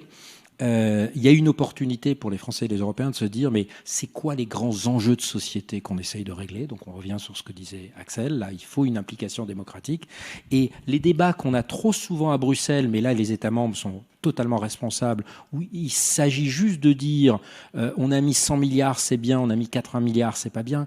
Je reviens sur mon sujet, évidemment plus d'argent est toujours mieux que moins d'argent, c'est une évidence, mais aujourd'hui le vrai sujet c'est vers où ça va? Est-ce que c'est des vrais sujets de société? Est-ce que ce sujet de société, il est porté par les citoyens? Ou est-ce que c'est... et comme ça, on a en plus une capacité d'évaluer s'il y a un impact. Et je ne parle pas de mercantilisation de la science. Les meilleurs chercheurs aujourd'hui, ils sont, si vous leur enlevez tout le côté bureaucratique, parce qu'on a totalement bureaucratisé la recherche française et européenne, je veux dire, aujourd'hui, même un prix Nobel va passer 30-50% de son temps à remplir des dossiers, à faire du reporting, etc., au lieu de se concentrer sur la science. Et en échange, et c'est ce que nous, on essaye de faire dans notre fondation, c'est d'être beaucoup plus exigeant sur les vraies percées scientifiques. Et c'est ça qu'il faut qu'on fasse. Approbation par les citoyens, donc le côté un petit peu mission, et c'est comme ça il y aura plus de débat sur 80, 100 milliards, 200 milliards, 300 milliards. Ça sera porté, il y aura cette confiance, et il y aura cet objectif. On saura vers où ça va. Merci André. Alors, autre question, peut-être de ce côté-là, on reviendra de votre côté. J'ai vu une main se lever. Monsieur, je vous en prie. Allez-y, je vous laisse vous présenter et poser votre question. Et on va faire encore plus court dans les réponses, mais vous verrez, ce sera encore mieux. Je vais avoir un petit peu de mal. Oui, bonjour. C'était juste une réaction par rapport au fait que l'informatique ou le numérique était un domaine d'hommes blancs. J'avais tendance par l'expérience que j'ai actuellement, c'est plutôt un domaine d'hommes ou de femmes indiennes. Effectivement, c'est une observation sur laquelle peut-être Gérard Berry, vous pouvez rebondir. Oui, quelques chiffres qu'on ignore en France. J'ai collaboré depuis 1991 avec une petite société qui s'appelait Tata Consultancy Service, TCS. Bon, c'était une société de 3-4 000 personnes qui était bien. Je connaissais bien un vice-président, on travaillait ensemble. J'y suis revenu en 2000, la société faisait 65 000 personnes. J'y suis revenu en 2004, elle faisait 135 000 personnes. À l'heure actuelle, elle en fait 450 000. Et faut quand même alors savoir 510 000, dit monsieur. Faut quand même savoir qu'en 2017, elle a embauché 70 000 personnes, soit plus que une fois et demie de plus que la totalité de la production d'ingénieurs en France. Gérard Berry, je ne Voilà. sais pas si vous pouviez apporter une réponse plus à propos, parce que la société dont vous parlez est l'employeur de monsieur. Ah ben ça, je ne le savais pas. Non, franchement, c'est à propos, c'est pour dire qu'en Inde, c'est vraiment le sujet numéro 1 pour les jeunes. Hein, c'est évident, c'est enseigné partout, les écoles fleurissent. Il n'y a pas que des génies, hein. Mais bien sûr, mais l'Inde est une société de ce côté-là sans passé. Ça change beaucoup de choses. Alors, autre question ou observation, on va vous apporter un micro, je vous en prie. Ah bah, vous l'avez, allez-y. Bonjour, merci beaucoup pour tous ces échanges très constructifs. On parle de rapidité, on parle d'accélération, on parle aussi de tourner cette fois son pouce dans sa main, cette fois sa souris. On parle d'apprendre le contrôle de l'inhibiteur. Est-ce que c'est encore possible de le faire et comment auprès des jeunes, auprès des enfants, enfin auprès des jeunes? Merci. Oui, c'est possible. Et dans ce domaine, on a fait beaucoup d'innovations. Si en repartant, vous passez par la librairie des Immortels, qui est la nouvelle librairie de l'Institut de France, vous trouverez des boîtes de jeux qu'on a conçues qui s'appellent apprendre à résister, ou entraîne ton cerveau à résister. Donc des boîtes pour l'école maternelle, pour la maison, d'autres boîtes de jeux pour les enfants plus grands, des coffrets pédagogiques, et qui sont déclinés parce que les professeurs, déjà pas bien rémunérés comme on l'évoquait, ne voient pas comment introduire ces innovations, on va dire, neuroscientifiques sur le contrôle inhibiteur du cerveau humain dans leur classe. Ils n'ont pas le temps. Et en fait, on a construit des coffrets pédagogiques exactement avec le groupe scolaire Nathan, adapté au programme scolaire français qui peut évoluer chaque année. Et dans chaque apprentissage, parce que quand vous apprenez à compter, vous devez aussi exercer votre contrôle inhibiteur. Hein, si je vous dis Louise a 25 billes, elle a 5 billes de plus que Léo, très rapidement, beaucoup vont dire la réponse est combien. Donc si on dit combien a-t-elle de billes, combien Léo a-t-il de billes? 30. Alors que dans la classe, tout le monde dit ça, qu'il fallait appliquer l'algorithme beaucoup plus simple de soustraction, 25 moins 5 égale 20. Mais comme il y avait le mot plus dans la question, 25 plus 5 égale 30. Beaucoup d'enfants se laissent piéger. Les lettres miroirs pour la lecture, le B, le D, le P, le Q, sont des confusions qui viennent aussi d'une heuristique, d'un automatisme de généralisation miroir. Si je vois arriver Gérard Berry de ce côté-là ou de ce côté-là, donc une orientation différente dans l'espace, mon cerveau immédiatement, par une heuristique très rapide, infère son identité. C'est toujours lui. Alors qu'un B et un D, c'est la même lettre dans deux directions, mais ce ne sont pas les mêmes. D'où les enfants qui butent, les dyslexiques. Je veux dire par ces petits exemples, je pourrais vous en donner des dizaines d'autres, qu'au cœur même de ce qu'on apprend du programme scolaire, donc sans perdre de temps par rapport au programme, on peut faire prendre conscience à l'enfant de ce défaut d'inhibition qu'il a et qu'il appliquera ensuite au collège ou au lycée, au raisonnement, au biais cognitif de raisonnement. Et dans toute une gamme de raisonnements déductifs, inductifs, abductifs, c'est-à-dire toutes les formes de raisonnement que vous pouvez imaginer, celui du logicien, du médecin, du détective de police, dans toutes ces formes de raisonnement, on a des biais, on est souvent très irrationnel. Et donc là aussi, c'est un programme formidable pour le secondaire d'entraîner non seulement au raisonnement, mais à l'identification des biais de raisonnement du cerveau. Il y a des anthologies maintenant, y compris des jeux, ce que j'évoquais, et des jeux pour les plus grands, où ils entraînent ce contrôle inhibiteur. Donc oui, c'est possible de le faire, mais il ne faut pas considérer ça comme un module à part. C'est au cœur même de la construction des connaissances et de l'intelligence humaine que d'exercer ce contrôle inhibiteur qui devient de surcroît, et c'est le cas du débat aujourd'hui, absolument vital dans le monde numérique. Canardé d'informations à grande vitesse, on n'a plus le temps de faire le tri, et donc il faut réapprendre à faire ce tri qui a laissé de côté une bonne part d'informations et à inhiber nos réactions quelquefois trop spontanées, et jouer avec ce contrôle inhibiteur comme le frein et l'accélérateur en voiture est vraiment la fonction même du cerveau, qui est des synapses inhibitrices et activatrices, ça depuis la nuit des temps. Simplement aujourd'hui, on a un peu oublié le côté inhibiteur. C'est un sens négatif, alors que c'est hyper positif, vous l'avez compris. Et on est plutôt dans une société de l'activation, de l'hyperactivation, de tas d'informations, de big data, etc., et de vitesse de cette information. Tout le contraire du contrôle inhibiteur. Alors, une autre question, mademoiselle qui est juste derrière, là vous avez levé la main, et puis après monsieur devant. Je ne vois pas tout parce qu'on a un peu de lumière dans... Mais, enfin, je vous laisse... Voilà. Donc vous, puis après monsieur devant, et puis après on reviendra de votre côté s'il y a des questions. Oui, alors, courte question, allez-y. Oui, bonjour. Moi, je suis manager de transition. Je travaille pour des groupes étrangers depuis 10 ans. Il n'y a qu'un seul support en matière professionnelle pour des recruteurs ou pour des professionnels, c'est LinkedIn. J'ai été piraté hier pour la première fois par LinkedIn et a priori, mes 850 contacts ont reçu un message inapproprié à tendance sexuelle. Donc, j'ai réussi à faire arrêter mon compte hier, mais depuis, je n'ai aucun retour de LinkedIn. J'ai besoin d'ouvrir aujourd'hui à nouveau mon compte LinkedIn parce que j'ai des rendez-vous professionnels très importants demain et après-demain. Qu'est-ce que vous me conseillez? Est-ce que vous avez un contact pratique pour que aujourd'hui, je résolve ce problème et je puisse aujourd'hui réouvrir mon compte LinkedIn? Merci. Alors, je ne sais pas si on va résoudre votre problème. C'est la confiance et c'est des rencontres capitales. Pour moi, c'est capital. Merci. Vous avez bien raison. C'est une excellente question et je vous en remercie. Je ne sais pas si techniquement on va résoudre le problème, mais en tout cas, votre question pose un problème intéressant. Axel, peut-être? Très courte réponse malgré le problème. Vous ne serez pas content, mais ne comptez pas sur LinkedIn pour organiser vos rendez-vous professionnels. Hein. Comptez sur vous et vous-même de utiliser des passeports, des mots de passe forts et si possible générés automatiquement par des solutions logicielles qui proposent cela et que vous changez très souvent. Je ne suis pas certaine que ce soit LinkedIn qui vous ait piraté. Je pense que c'est un hacker qui a piraté votre compte et malheureusement, votre témoignage démontre à quel point c'est un risque quotidien et qui nous pend au nez à tous en permanence. Et donc, en fait, qui dit société et économie numérique dit risque de piratage des comptes et des données.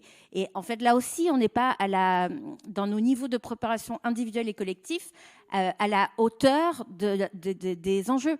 Et donc, voilà. Et puis, sur un contact LinkedIn, alors je ne sais pas, mais je vous conseillerais de contacter vos contacts pour les prévenir que vous n'êtes pas l'auteur de ces messages. Gérard, très brièvement, vous nous débloquez le compte LinkedIn. Il y a une réponse extrêmement simple. Si vous vous souvenez de vos mots de passe, c'est qu'ils vont être piratés.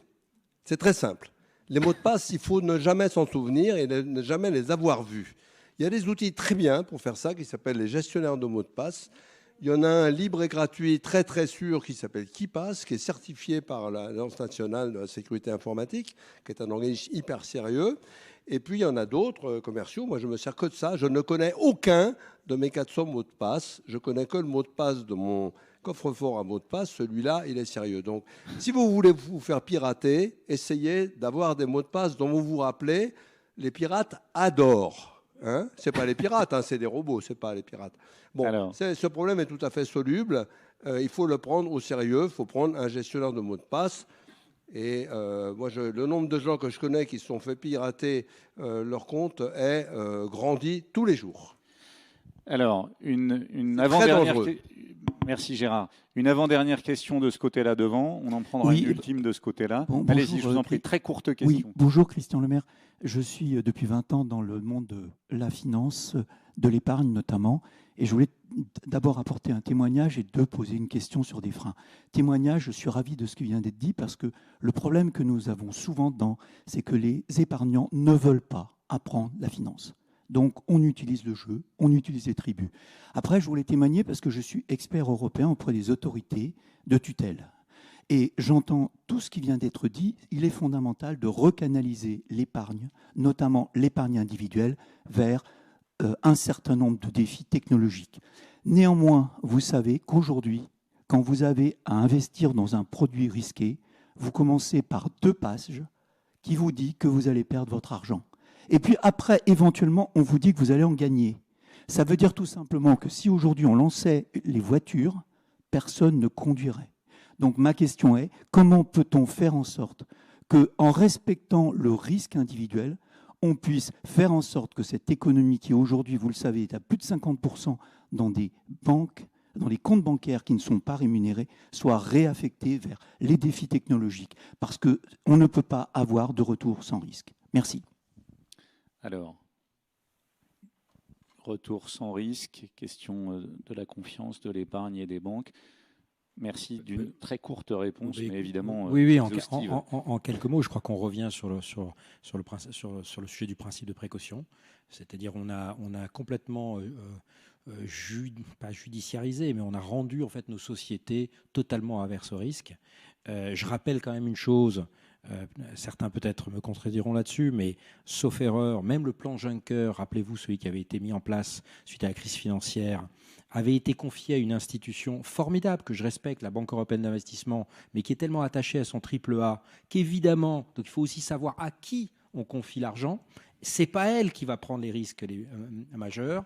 Il y avait 8 comités pour passer des sujets, donc forcément on a investi dans les canals, la fibre optique, donc pas sur les sujets réellement de rupture. Et enfin, dernière chose, ce sujet de la vision et du prospectif. On est supposé avoir un haut commissaire au plan, je ne sais pas ce qu'il fait, mais en tout cas, il est censé nous donner une vision.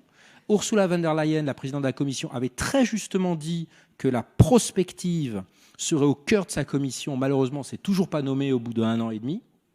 Et je reviens sur mon exemple sur les mRNA, il faut viser le coup d'après. Et c'est la grande chance pour les Européens. Mais on a, et peut-être une chance aussi pour les Français, on a eu le plan France 2030, les sujets sont intéressants, mais est-ce qu'on va être capable de le mettre suffisamment rapidement en œuvre qu'on ne découvre pas la fusée réutilisable, mais qu'on invente ce que même Elon Musk n'a pas encore imaginé. Et c'est comme ça qu'on donnera une confiance aux gens de se dire, mais oui, c'est dans ces sujets-là que j'ai envie d'investir, que le futur sera désirable.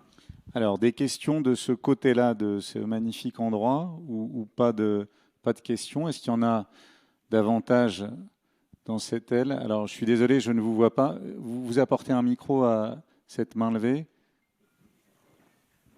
Oui. Je vous en prie, allez-y. C'était une question peut-être pour ouvrir avec d'autres questions. C'était le choix en fait de la problématique. Donc, comment réinventer une confiance dans le progrès?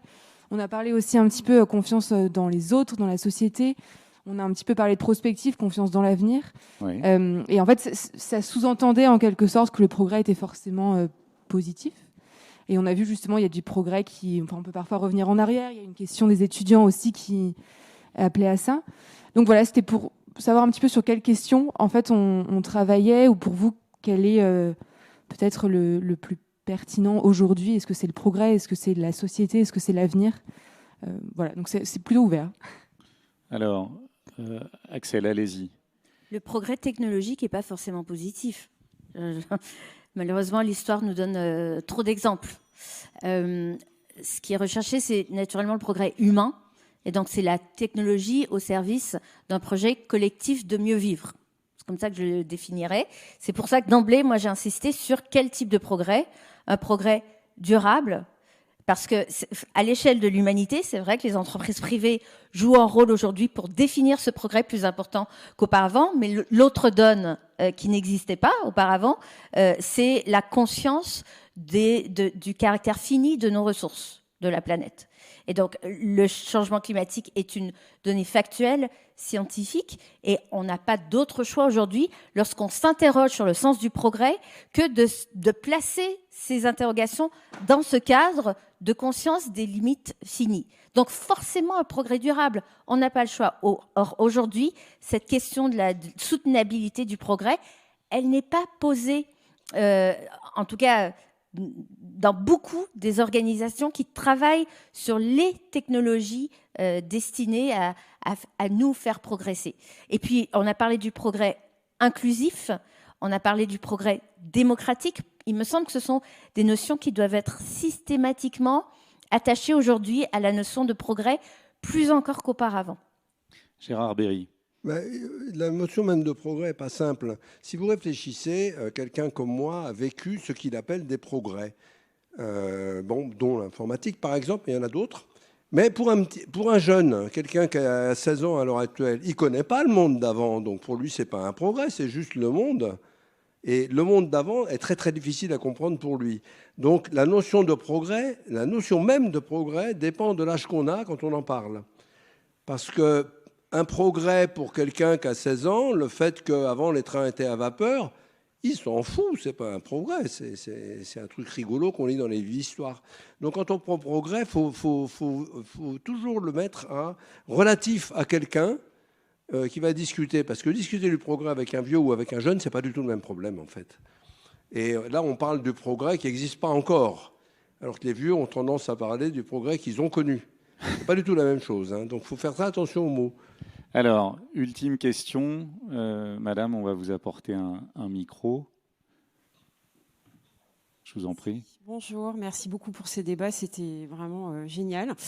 J'ai une question en fait sur l'impact écologique justement du numérique, parce qu'on en a assez peu parlé. J'aimerais avoir votre éclairage sur l'impact, les hypercalculateurs, vraiment l'impact, comment est-ce qu'on peut aussi agir, par exemple, quand on développe des applicatifs, pour préserver la planète, parce qu'on sait que ce sont des technologies qui sont extrêmement énergivores. Alors, cette question. Je ne peux pas répondre vite à cette question. Non. Il est très étonnant que les GAFAM et tout le monde, soigneusement, ne parlent jamais de ça. Alors, on commence à en parler. Par exemple, on a fait un rapport sur la 5G de l'Académie des sciences, auquel j'ai participé, qui est public, hein, vous pouvez l'avoir sur Internet. On parle de ça. Et on déplore complètement le fait qu'il n'y a pas d'études sérieuses sur le sujet.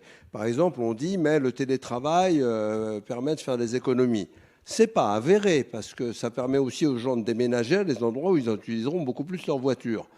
Mais ces calculs-là sont très durs à faire et ils ne sont pas faits. Et je pense que les gens de l'informatique, en particulier les grandes boîtes, prennent un grand soin à ce qu'ils ne soient pas faits, à expliquer que ça n'a pas d'impact. Bon, alors il y a un livre dans l'autre sens, qui est le livre de Guillaume Pitron, qui est sorti il n'y a pas longtemps, qui s'appelle L'enfer du numérique, avec un titre un peu, etc., mais qui dit, je vais m'intéresser aux aspects physiques du numérique, et par exemple, c'est quoi Internet, ça bouffe quoi en électricité, l'électricité, elle est faite comment ?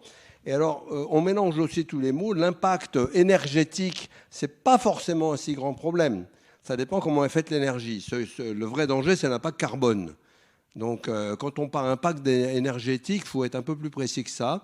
Donc, ce livre a des choses intéressantes. Je pense qu'il y a des erreurs dedans. On est en train de discuter avec lui parce que c'est normal. C'est le premier. Il a fait un travail extraordinaire. C'est un journaliste qui ne connaît pas le sujet, qui a interviewé des tas de gens. Dedans, je pense qu'il y a des... Mais par exemple, ce qu'on a lu sur la 5G dans les journaux, les gens ne se sont jamais renseignés le moins du monde, quoi. Faut être un peu sérieux. Donc, mais la question est très importante et à l'heure actuelle, elle est très peu abordée. Et elle est sérieuse, oui, elle est tout à fait sérieuse. Moi, je n'ai pas de compétences dessus, mais je pense qu'il faut l'aborder sérieusement et que c'est un gros manque. Et qu'il ne faut pas compter sur les industriels pour le faire. Bon, alors, vous m'obligez à donner la parole à Axel de façon très brève. André, peut-être, et puis on va conclure ce débat. Je vous en prie.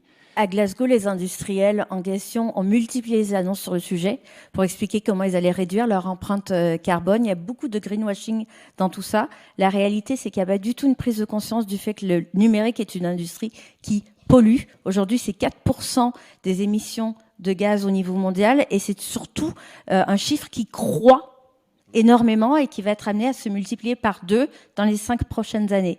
Donc il faut prendre le problème à bras-le-corps, sachant qu'il y a un paradoxe intrinsèque au numérique, c'est que c'est aussi celui qui apportera les solutions à la transition énergétique. La green tech doit être la mère de toutes les techs. Et donc le numérique est à la fois le problème et la solution. Encore une fois, il faut le traiter à la hauteur des enjeux. André, un complément ? Un rapide complément. La difficulté à nouveau du monde dans lequel on est, c'est que on est tellement habitué à en travailler en silo. Quand vous regardez un panneau photovoltaïque, il est formidable en termes de contribution au changement climatique. Quand vous savez comment vous faites du polysilicium, qui est à la base de ça, en fait, c'est extrêmement polluant. Idem avec les batteries lithium-ion. Donc, si vous ne regardez que effectivement l'aspect numérique des data centers, vous êtes totalement dans le vrai, ça contribue, et Axel vient de le dire, ça va croître. Par contre, le digital en lui-même est une solution. Donc à nouveau là, aussi aux responsables politiques, économiques, scientifiques, d'expliquer non pas la vérité, parce qu'elle n'existe pas, mais c'est quoi les différentes options, pour relier aussi à la question de mademoiselle juste avant. Il faut qu'on explique quels sont les scénarios possibles. Et moi, je ne crois pas à ce sujet entre les sachants et ceux qui adoptent la technologie et les amiches. Non, le débat, il est totalement légitime. Il faut d'un côté que les scientifiques posent les faits, nous donne les armes là-dessus. Je pense que la Convention citoyenne était pas mal, parce que vous aviez une espèce de briefing avec des faits scientifiques incontestables qui donnent ensuite aux citoyens les manières de choisir. Et pour moi, la décroissance, c'est justement une autre manière d'être assez populiste, puisque vous ne prenez pas en compte les faits scientifiques et vous affirmez, non, il faut donner le choix. Et en donnant le choix, je pense qu'on retrouvera aussi, j'espère, la confiance. Gérard, ultime complément conclusif. Tout petit complément, tout le monde n'est pas inconscient de ça. Par exemple, j'ai travaillé dans l'industrie des circuits, je travaillais avec Intel. La seule occupation de l'industrie des circuits depuis l'an 1995, c'est que de consommer énormément moins dans chaque circuit. Et qu'on arrive à faire des téléphones, ce n'était pas prévu. Donc ça a été une très grande réussite. Donc un data center à l'heure actuelle, s'il était de la même taille qu'un data center d'avant, il consommerait 150 fois moins.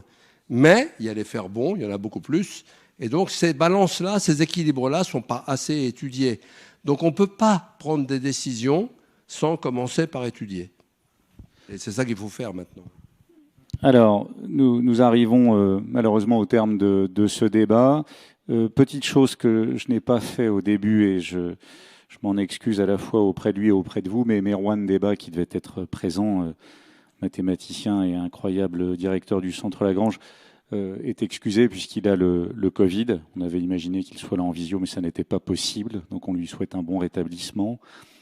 Je tiens à vous remercier tous également d'avoir été un public aussi attentif, aussi impliqué, aussi participatif. J'adresse aussi des remerciements et une gratitude toute particulière à nos invités et à toutes ces personnalités qui nous ont fait partager leur immense expérience et leur savoir. Merci à l'Institut de France et ses 5 académies qui accueillent les rencontres capitales. Merci aux partenaires des rencontres capitales qui sont fidèles et qui ont accepté des changements de planning, des décalages et 1000 autres choses. Merci à Christian Auboineau, formidable organisateur de ces rencontres et directeur général de la société DZA, sans équivalent. Pas plus, pas moins, et j'espère à très bientôt pour d'autres débats des rencontres capitales.